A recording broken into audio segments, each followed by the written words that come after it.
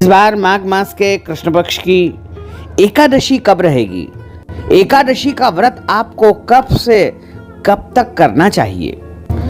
माघ मास के कृष्ण पक्ष की षष्टिला एकादशी तिथि का आरंभ 5 फरवरी 2024 की शाम को 5:25 से हो जाएगा, जो कि 6 फरवरी शाम को 4:08 पर एकादशी तिथि समाप्त हो जाएगी। सभी भक्तजनों, माताओं, बहनों को एकादशी का व्रत 6 फरवरी 2024 मंगलवार के दिन ही रखना है और इस व्रत का पारना यानी व्रत खोलने का जो समय रहेगा वो 7 फरवरी 2024 बुधवार की सुबह 7:23 से लेकर के 9:23 तक व्रत का पारना कर लेना चाहिए। वैसे तो पूरे वर्ष में 24 एकादशी आती है, लेकिन जिस साल अधिक मास या पुरुषोत्तम मास आता है उस साल 2 अधिक एकादशी हो जाती है, यानी कुल मिलाकर के 26 एकादशी होती है। प्रत्येक महीने में 2 बार एकादशी आती है, एक कृष्ण पक्ष में, दूसरी शुक्ल पक्ष में। दोनों ही एकादशियों का भिन्न भिन्न महत्व हमारे धर्म ग्रंथों तथा पुराणों में बताया हुआ है। एकादशी का व्रत भगवान श्री हरि लक्ष्मी नारायण जी का परम प्रिय व्रत है। एकादशी का व्रत करने से मनुष्यों के कई जन्मों के पाप जड़ से नष्ट हो जाते हैं तथा उनके पुण्यों का उदय होता है। जब मनुष्य के जन्म जन्मांतर के पाप नष्ट हो जाते हैं तभी उन्हें सांसारिक एवं भौतिक सुखों की प्राप्ति होती है। जो भक्तजन, माताएं, बहनें एकादशी का व्रत करते हैं उनको दशमी तिथि से लेकर के द्वादशी तक कुछ महत्वपूर्ण नियमों का पालन अनिवार्य रूप से करना चाहिए। इस बार दशमी तिथि के सभी नियमों का पालन 5 फरवरी 2024 सोमवार के दिन करना है तथा 6 फरवरी के दिन एकादशी का व्रत करना है और 7 फरवरी के दिन एकादशी व्रत का पारणा करना चाहिए। दशमी तिथि के दिन शुद्ध एवं सात्विक भोजन करें। दशमी के दिन चावल, शहद, लहसुन, प्याज, मांस, मदिरा, मसूर की दाल, कटहल की सब्जी और किसी भी प्रकार के अभक्ष्य भक्षण का उपयोग नहीं करना चाहिए। दशमी के दिन पराय अन्न अर्थात दूसरे के घर का भोजन नहीं करना चाहिए। ब्रह्मचर्य व्रत का पालन करना चाहिए तथा एकादशी के दिन सुबह जल्दी उठ करके स्नान करके पूजा अर्चना करके एकादशी व्रत का संकल्प आपको धारण करना चाहिए। सूर्य भगवान को जल अर्पण करें, तुलसी जी का पूजन करें, तुलसी जी में जल प्रदान करें, गौ माता को पूजन करके उनको जो है कोई भी फलाहारी वस्तु खिलाना चाहिए। सर्वोत्तम फलाहार इस दिन आप सभी को गाय का दूध या दूध से बनी वस्तु का उपयोग करना चाहिए। और इस षटतला एकादशी पे बहुत बड़ा महत्व है। इसमें भगवान की पूजा, नारायण की पूजा, अपने इष्ट की पूजा हमको करनी चाहिए। जैसा कि आपको बार बार बताया गया है कि भगवान नारायण की पूजा करने से, एकादशी का व्रत करने से नारायण भगवान की भक्ति प्राप्त होती है, कृपा प्राप्त होती है। इसका नाम है षटतिला एकादशी। और षटतिला का मतलब हो गया कि 6 प्रकार के तिल की किस तरीके से हम प्रयोग करें। 6 प्रकार से हमको तिल का प्रयोग करना है। तो वो कैसे करना है?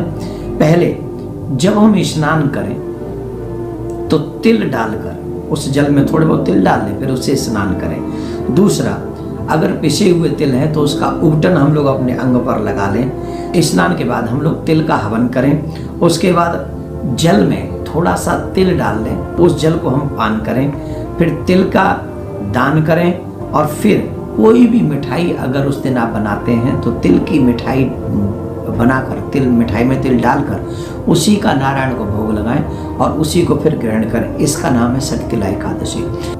षटतिला एकादशी के व्रत करने से मनुष्य के सभी प्रकार के पाप नष्ट होते ही होते हैं। इस दिन हम जल में तिल डालकर अगर अपने पितरों का तर्पण करते हैं तो हमारे जो पितर हैं वो हमारे ऊपर कृपा करते हैं। और पितरों की कृपा का एक जो सबसे बड़ा असर है वो ये है कि उनकी कृपा का फल ये मिलता है कि हमारे घर में धन धान्य की वृद्धि होती है, सुख संपत्ति की वृद्धि होती है, वंश में भी वृद्धि होती है। इस दिन हमें अपने पितरों के नाम से भी कुछ ग्रास इत्यादि अन्न दान करना चाहिए। तिल दान, अन्न नहीं, तिल दान करना चाहिए और तिल डालकर जल में तर्पण करना चाहिए। इससे हमारे पितरों को भी बहुत सुख शांति मिलती है। हम लोगों को भी ये षटतिला एकादशी के व्रत के दिन नारायण की पूजा करें। भगवान का अभिषेक करें। अभिषेक करने के बाद भगवान को भोग लगाएं और सुंदर सुंदर केसर युक्त केसर से जल में केसर डालें, तिल डालें और भगवान का अभिषेक करें आदि ये क्रियाएं। इनका पूजन करने से श्री नारायण भगवान मीन्स राम जी मीन्स कृष्ण जी हम पर प्रसन्न होते हैं। एकादशी का व्रत उन्हें विशेष प्रिय है। ऐसा मान्यता है कि 7 साल या 5 साल के बाद में बच्चों को भी अन्न नहीं देना चाहिए, पर जब भी हो सके एकादशी के दिन हम सबको व्रत करने का नियम बनाना चाहिए।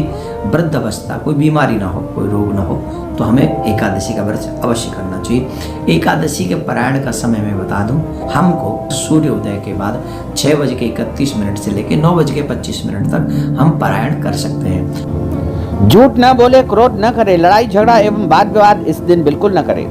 ब्रह्मचर्य व्रत का पालन करते हुए व्रत आपको करना चाहिए। दाढ़ी कटिंग या शेविंग न करवाएं, नाखून न काटें, शरीर के अंग के कोई भी बाल कटवाना या कटवाना वर्जित माना जाता है। किसी का भी अपमान या आदर न करें। दिन में सोना नहीं चाहिए। भगवान का भजन कीर्तन करते हुए एकादशी का पूरा दिन आपको व्यतीत करना चाहिए। और एकादशी व्रत कथा भी आपको ब्राह्मण देवता के मुख से ही सुनना चाहिए। कथा सुनने के बाद ब्राह्मण देवता को यथाशक्ति दान दक्षिणा भी प्रदान करना चाहिए।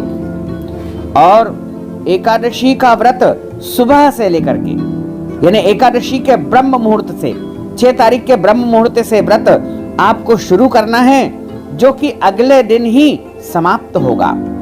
चाहे एकादशी तिथि समाप्त हो जाए, फिर भी आपको अन्न का सेवन, भोजन का सेवन नहीं करना है। इस दिन आप फलाहार कर सकते हैं। दिन में 1 समय फलाहार करें, 2 समय करें, 3 समय करें। जल पी सकते हैं, कोई दोष नहीं है। दवाई खा सकते हैं, कोई दोष नहीं है। लेकिन किसी भी परिस्थिति में अन्न का सेवन इस दिन बिल्कुल नहीं करना चाहिए। घर में चावल बनाना भी नहीं चाहिए और चावल का किसी भी प्रकार से इस दिन उपयोग नहीं किया जाता है। तथा इस दिन ब्राह्मण देवताओं को या साधु संतों को या मंदिर में तिल का दान अवश्य करना चाहिए। इस प्रकार षटतिला एकादशी के दिन तिल का दान करना बहुत ही शुभ माना जाता है। इस एकादशी के दिन आप चाय कॉफी पी सकते हैं, कोई दोष नहीं लगेगा। फल भी आप दिन में कई बार खा सकते हैं, कोई दोष नहीं लगेगा। लेकिन अन्न का सेवन आपको बिल्कुल नहीं करना है। और यदि आप प्रत्येक एकादशी का व्रत करते हैं तो इस एकादशी का व्रत अवश्य रखें। और यदि किसी कारणवश आप अन्य एकादशियों का व्रत नहीं रख पाते हैं तो इस एकादशी का व्रत तो आपको जरूर रखना चाहिए, क्योंकि जो माघ का महीना होता है वो बड़ा महीना होता है। जिस प्रकार कार्तिक का महीना माना गया है, उसी प्रकार माघ का महीना माना गया है। और ये माघ महीने की एकादशी है, इसलिए इस एकादशी का व्रत आपको अवश्य रखना चाहिए।